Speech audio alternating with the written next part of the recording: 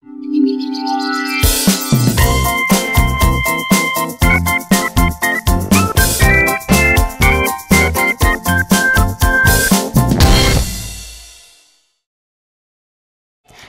ik ben Nina. En ik ben Pina. En wij gaan een menseninterview van dit museum. We beginnen bij Leo. En Leo is conservator. En natuurlijk ook archeoloog. Ja, dat klopt. We gaan hem nu een paar dingetjes vragen. Kom, we gaan daarheen.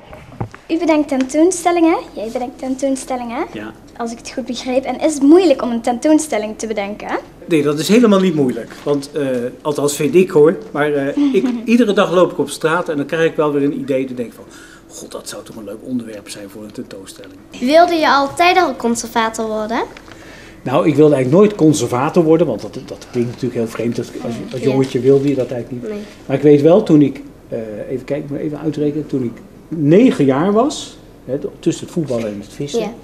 Toen had ik op een bepaald moment een scherf ontdekt, van een oude pot. En toen had ik zoiets van, ik wil archeoloog worden.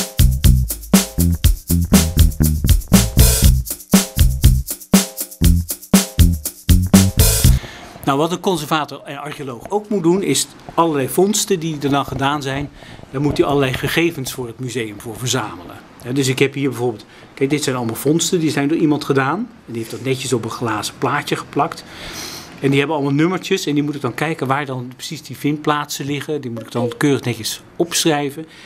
Maar als ik nou kijk, vind ik dit een beetje op een gewone steen lijken. Wat is het nou eigenlijk? Want als ik denk, vind ik het echt zo, ligt bij allemaal mooie spullen, zo verpest zo'n steen het nou. Nou, dit lijken gewone stenen, maar moet je nou eens goed kijken. Kijk, dan zal ik dat plaatje even oppakken en dan draai ik het een beetje.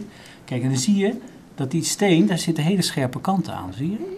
Oh ja. En dit zijn stukken van bijlen en dit zijn pijlpunten.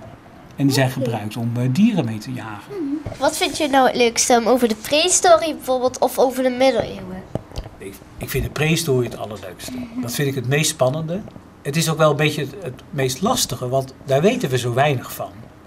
Maar daarom vind ik het juist ook zo fascinerend en zo spannend. Deze scherf is van een pot en die pot is 7.500 jaar oud. Dat is het oudste aardewerk wat we hebben in Limburg. En dat ligt hier zomaar bij mij op tafel. Zie je? Door iemand gevonden op een akker.